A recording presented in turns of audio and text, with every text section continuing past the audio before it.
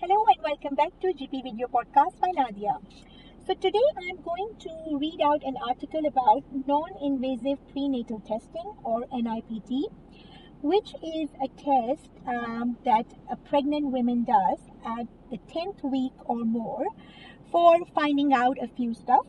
What is it? I have told you in the past, but I will literally read this article with you today to highlight its importance more.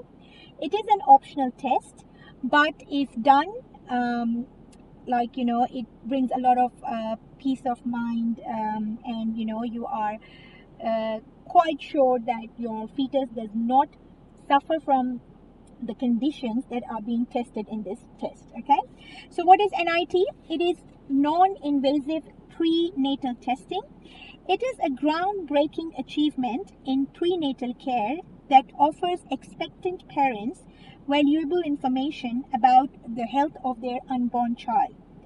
NIPT primarily screens for certain genetic conditions, most noticeably trisomy 21, also known as Down syndrome, as well as trisomy 18, Edwards syndrome, and trisomy 13, Patau syndrome, PATAU. So there are three kinds of trisomies that are primarily tested through this non-invasive prenatal testing at 10th week or more, which is number one is trisomy 21, which is Down syndrome, trisomy 18, Edwards syndrome, and trisomy 13, Patau syndrome. This test analyzes small fragments of fetal DNA that circulate in a person's or in a pregnant lady's blood, which allows for a more accurate assessment of potential genetic issues without posing any risk to the fetus. So it's not that we are taking the sample of the fetus, we are just taking a blood sample from the mother. That's why it's called non-invasive. And we can find out whether the fetus suffers from these syndromes or not.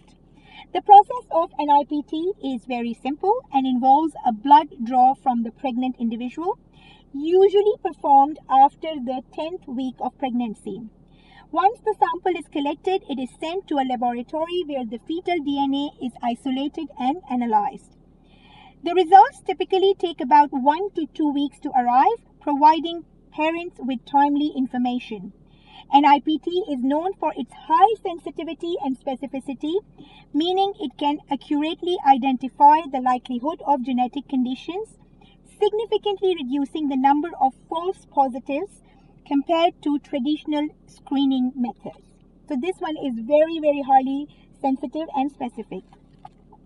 One of the major advantages of NIPT is its non-invasive nature. Unlike invasive procedures such as amniocentesis or chorionic villus sampling, which were used to be done before, in which the samples were taken from the fetus and had the very high risk of miscarriage, NIPT poses no such threat to the developing fetus. This makes it an appealing option for many parents, especially those who may be at a higher risk of chromosomal abnormalities due to factors such as increased maternal age or family history. However, while NIPT is a powerful tool, it is important to note that it is a screening test rather than a diagnostic test.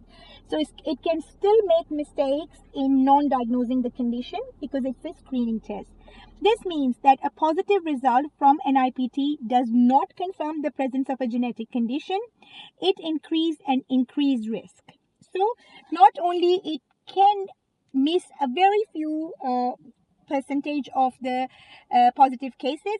Again, even if it's positive, it does not mean 100% that the kids have that condition, but of course it's highly sensitive, highly specific, so the chances are, if it's positive, it means that the chances are very high. As a result, follow-up diagnostic testing is often recommended to confirm any findings. Additionally, parents should be aware that NIPT does not screen for all genetic conditions or congenital anomalies, and its primary focus is on the trisomies mentioned earlier. So this specific test usually focuses on the 3 trisomies that I've just mentioned, not on the other ones. The other ones are done in the other screening tests, One of them is genetic carrier testing, which can be done even before pregnancy, or the first time you go and visit your GP, they can order that. And then there is another test that is combined risk assessment that occurs later at the 12th week. So this one basically, it emphasizes on trisomy 18, 21, and 13. These are the three conditions. Ethical considerations also play a significant role in discussions regarding NIPT. As the technology advances, questions about how this information is used and the implications of prenatal testing become increasingly relevant. Parents may face difficult decisions based on the results of NIPT, let's say, for example, going for an abortion or not. That is ethically and morally not acceptable in some sectors, some communities, and healthcare providers must navigate these conversations with sensitivity and care. In summary, NIPT represents a significant advancement in prenatal screening, providing expectant parents with crucial information about the genetic health of their unborn child without the risks associated with invasive procedures.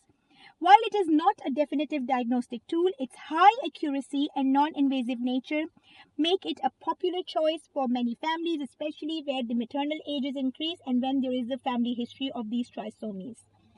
As with any medical test, it is essential for parents to have thorough discussions with their healthcare providers to fully understand the implications of the results and to make informed decisions regarding their pregnancy.